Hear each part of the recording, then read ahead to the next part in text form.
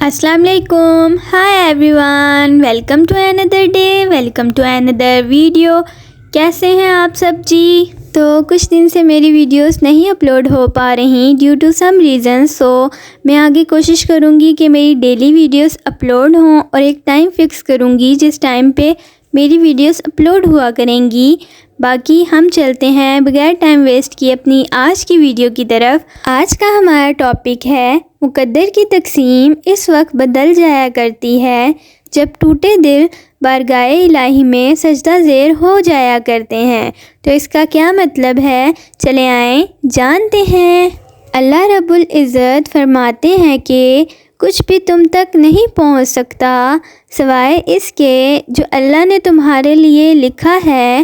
اس آیت مبارک میں اللہ رب العزت تمہیں بتا رہے ہیں کہ تم تک آنے والی ہر خیر اور ہر تاخیر میری طرف سے ہے. یہ وسوسے اور یہ انتظار معجزوں سے پہلے ہونے والا امتحان ہے تمہارا، اس لیے کہ پہلے تمہیں وہ صبر سے روشناس کرواتا ہے، پھر جب تم توکل کی انتہا کو پہنچ جاتے ہو تو تمہیں اجر سے نواز دیا جاتا ہے. اللہ رب العزت ہر انسان کو مختلف طریقوں سے آزماتا ہے.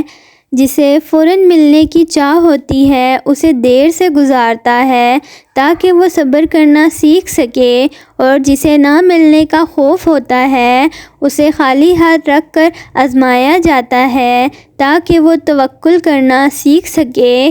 دیکھنا اللہ رب العزت تمہیں ایسے ہی نوازے گا جیسے وہ بنجر زمین کو اپنی رحمت سے سیراب کرتا ہے، بالکل ویسے ہی وہ تمہارے صبر سے تڑپتے ہوئے دل کو مطمئن کر دے گا.